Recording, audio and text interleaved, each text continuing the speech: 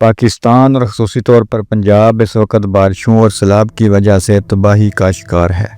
اس حوالے سے بہت افسوسناک خبریں سامنے آ رہی ہیں۔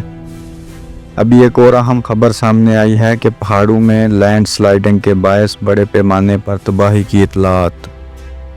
آپ دیکھ رہے ہیں پرائم رپورٹ اردو۔ مزید خبروں کے لیے چینل کو سبسکرائب کریں اور بیل آئیکن ضرور دبائیں۔ اب چلتے ہیں اس خبر کی تفصیل کی طرف۔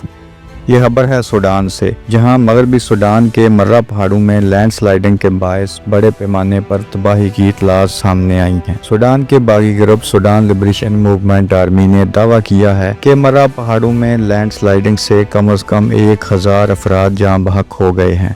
یہ واقعہ کئی دنوں کی شدید بارشوں کے بعد اتوار کے روز پیش آیا، جس نے ترسین نامی گاؤں کو تقریباً مکمل طور پر تباہ کر دیا۔ باغی گروپ کے مطابق صرف ایک شخص سانحے میں بچ پایا ہے۔ گروپ نے اقوام متحدہ اور دیگر بین الاقوامی اداروں سے فوری مدد کی اپیل کی ہے۔ مرہ پہاڑوں کا علاقہ دراصل ان ہزاروں افراد کی پناہ گاہ تھا جو سوڈانی فوج اور نیم فوجی تنظیم ریپڈ سپورٹ فورسز کے درمیان خانہ جنگی کے باعث اپنے گھروں سے بے دخل ہو چکے تھے۔ خیال رہے کہ اپریل 2023 سے شروع ہونے والی خانہ جنگی میں لاکھوں افراد بے گھر ہو چکے ہیں، جبکہ ایک امریکی عہدیدار کے مطابق ہلاکتوں کی تعداد 150,000 تک پہنچ چکی ہے۔ یہ بات اہم ہے کہ ہلاکتوں کے تازہ اعداد و شمار کی آزاد ذرائع سے تصدیق نہیں ہو سکی۔ یہ خبر سوڈان لبریشن موومنٹ کے جاری کردہ بیان پر مبنی ہے۔